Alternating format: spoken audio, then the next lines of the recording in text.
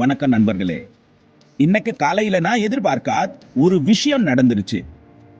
மாஸ்கோல ஒரு பயங்கரமான குண்டு வெடிப்புல ரஷ்யாவோட டாக் ஜெனரல் ஒருத்தர் உயிரிழந்துட்டார். டிசம்பர் 2024 செவ்வாய்க்கிழமை காலையில ரஷ்யாவோட அணி உயிரியல் மற்றும் ரசாயன பாதுகாப்பு படை தளபதி ஜெனரல் இகோர் கிரில்லோவும் அவருடைய உதவியார் இலியா பாலிகார்போவும் மாஸ்கோல நடந்த குண்டு வெடிப்புல பரிதாபமா உயிரிழந்திருக்காங்க.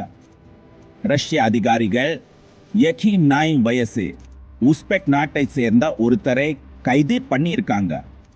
உக்ரைன் ஸ்பெஷல் படைகள் தண்டனை வேலைக்கு அமர்த்திக்கிச்சுன்னு அவன் ஒத்துக்கிட்டான்.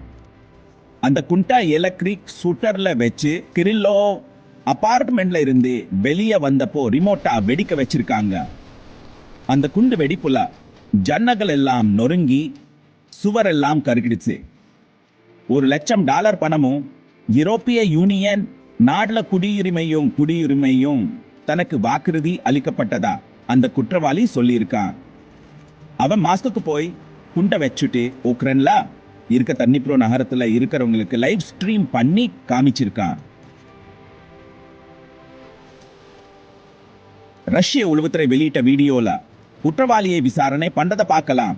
இப்போ அவனுக்கு ஆயுள் தண்டனை கிடைக்க வாய்ப்பு இருக்கு. கிரெம்லின் செய்தி தொடர்பாளர் டிமிட்ரி பெஸ்கோ இந்த சம்பவத்தை கீவ அரசாங்கம் நடத்தின பயங்கரவாத தாக்குதல்னு கண்டிச்சிருக்கார். உக்ரைன் உளவுத்துறை வட்டாரங்க உக்ரைன் தாக்குதல்ல சம்பந்தப்பட்டிருக்கதா உறுதிப்படுத்தியிருக்கு. ஆனா இதுவரைக்கும் உக்ரைன் அரசு அதிகாரப்பூர்வமா எந்த அறிக்கையும் வெளியிடல. அடுத்தடுத்த அப்டேட்களுக்கு காத்திருங்க.